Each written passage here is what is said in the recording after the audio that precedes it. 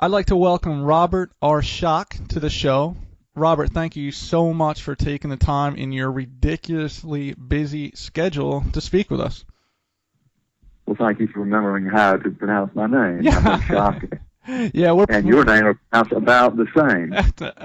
Yeah, that's right, and I still had problems with it. I think it's important to get it out there, Robert. You have a very diversified, rather impressive resume, if you don't mind me saying that. I just want the listeners to hear where you're coming from, so I'm going to go through your list here. And first and foremost, you are an attorney. You are also actually an inventor. You invented Milton Bradley's Crack the Case, which is a cross-examination game, which obviously comes from your experience as an attorney, I would think. You've written some environmental patents. You're president and CEO of IDEAS, which is IDEAS, which stands for Invention, Design, Enhancement, and Sales. You're a writer and author of some books and screenplays. You're a graduate of UNC Chapel Hill with a bachelor's in English, and you moved on to receive a law degree from the University of Alabama. You are the founder of BEA, a North Carolina-based politically independent, peace-oriented foreign policy think tank, and co-editor of DeclaringIndependence.com, obviously a website. And last but not least, you just finished writing Ex Machina, soon to actually be a film about an environmental hero who saves the world. Wow, you have some resume. Did I get everything? Yeah, but you got to realize I was the source of that resume. But oh yeah, it's fairly true. Good. I am more of a writer and inventor, perhaps, than I am a lawyer. Although I've been a lawyer now for over 35 years. You found our podcast or our blog recently and posted a rather long, very opinionated, but very courteous post about my shooting, as well as some police tactics and standards, to name a few. You were pretty clear in your correspondence when you mentioned that our justice system is archaic and broken in some ways, and I think we'll all agree with that. But you used my shooting as an example, and I'll say again, you were very courteous when you did that, and that's why I'm speaking to you. But can you elaborate for the listeners about you calling our justice system archaic and broken? What exactly do you mean by that? Well, as a preliminary thing, I will say that I commend you on publishing the essay that I wrote, which is very critical of the system and the part that you played in it.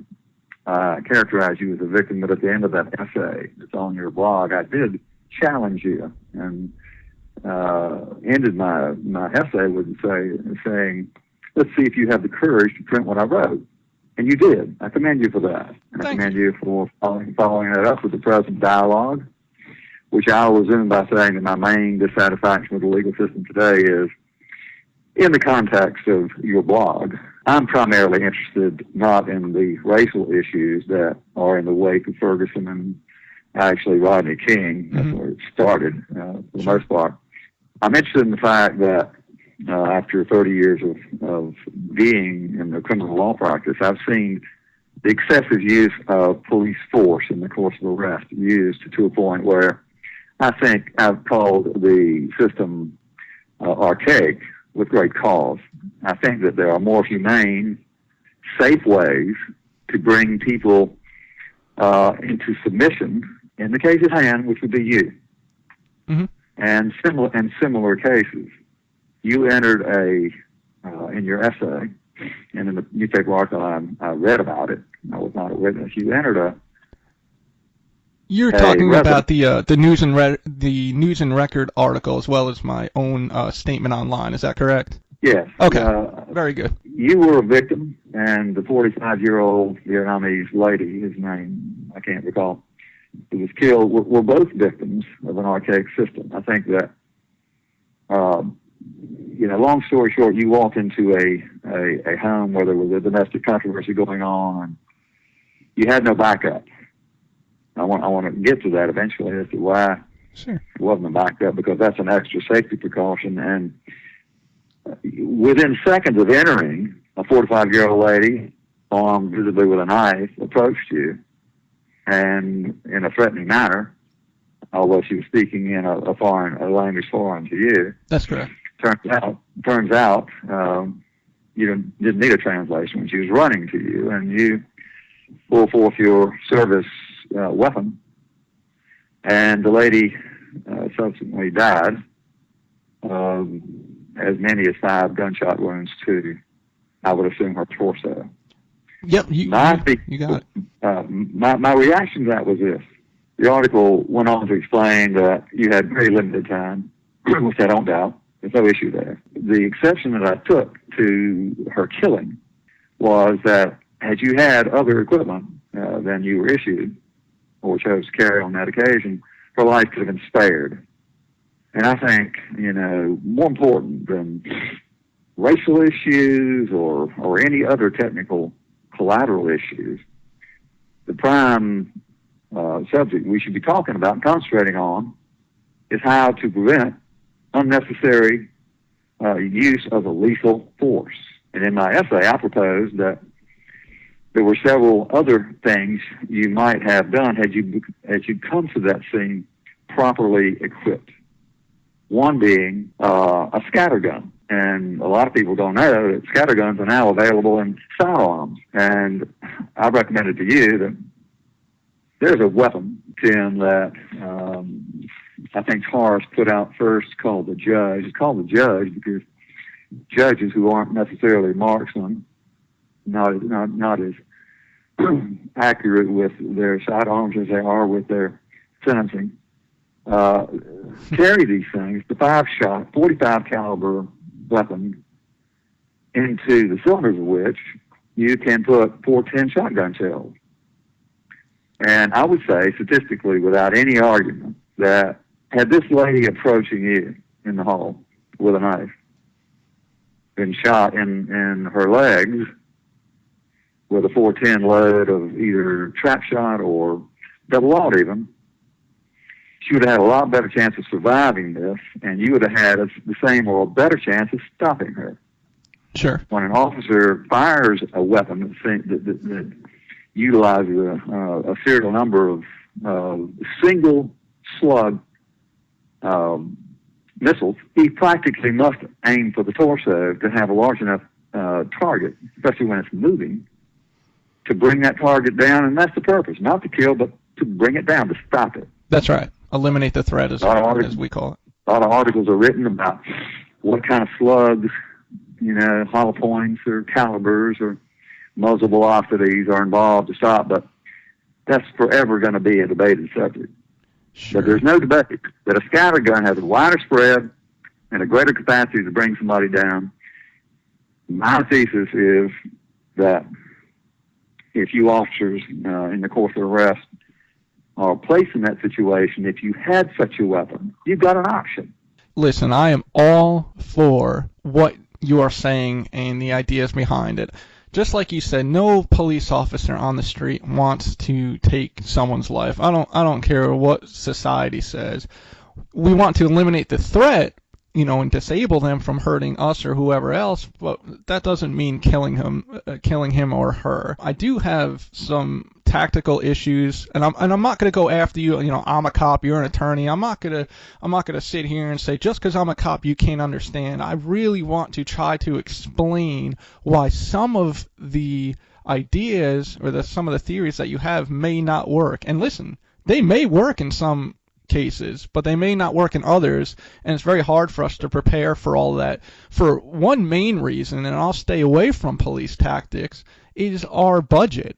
I mean, that firearm that you described, listen, carrying that would be great, but in replace of our current firearm, absolutely not, just based on what we can carry from our city's budget. For instance, we do have our sergeant where I worked actually had a piece of equipment.